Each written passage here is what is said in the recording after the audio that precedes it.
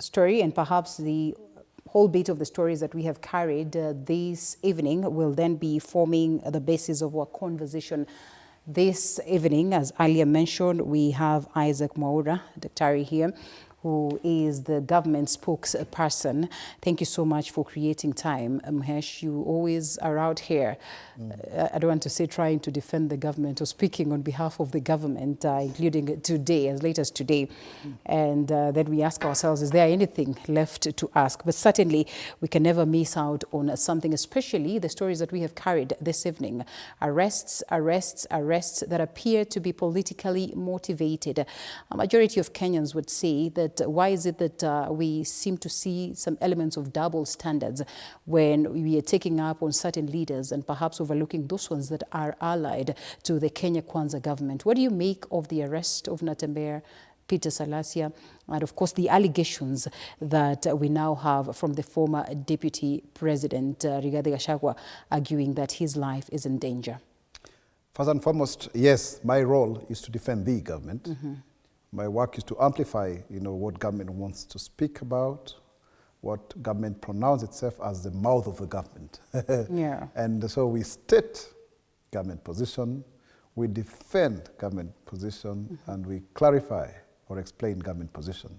Just how easy has it been? In order to offend, in order to deter, and in order to deflate those political nemesis who find it within their stride to really besmirch the image of the government. And it's very interesting because you see, government is very big and very wide.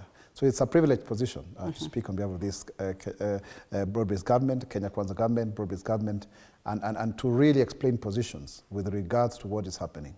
Yes. And of course, as you get to respond to my question, then one would want to ask, how easy has it been for you to defend the Kenya Kwanza government, as most of the people, even those ones that were part of the government before and have exited to other quarters, argue that it becomes very difficult to defend this government day in, day out, because then it is not functioning as per their mandate. And when we're talking about their mandate, we're talking about the manifesto that they presented to the people of Kenya. The government has done extremely well in fulfilling its mandate.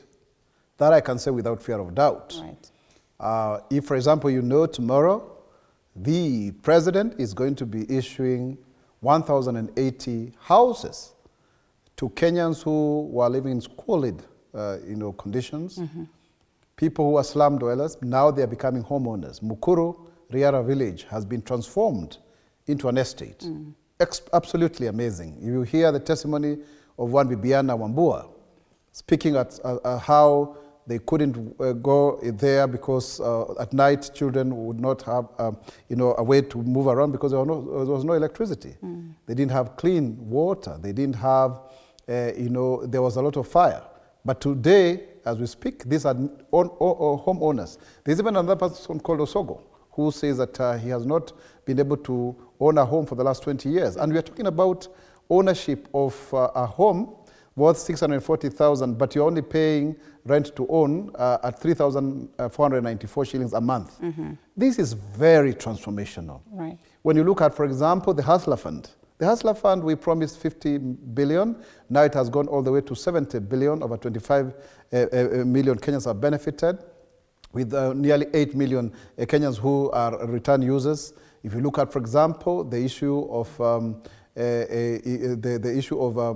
healthcare, over 25 million of us now Kenyans have registered under the Taifa Care. Sure. Okay. And so therefore, and people are benefiting. I found a gentleman called George Okwe from Dandora. Right. Who is giving us a testimony that he pays his 300 shillings. He's a painter. Okay. Yeah, and now he broke his leg because of the nature of his job, and the Shah was able to pay for him. Chief was able to pay for him, 12,500. And when the wife, was able to get a bouncing baby boy, the same, medical insurance under the UHC program was able to pay 15,000. He had only to part with 200 bob. So when you talk about that government is not able to fulfill its promises, right, there has never been a government that has been intentional, that has been deliberate like this one.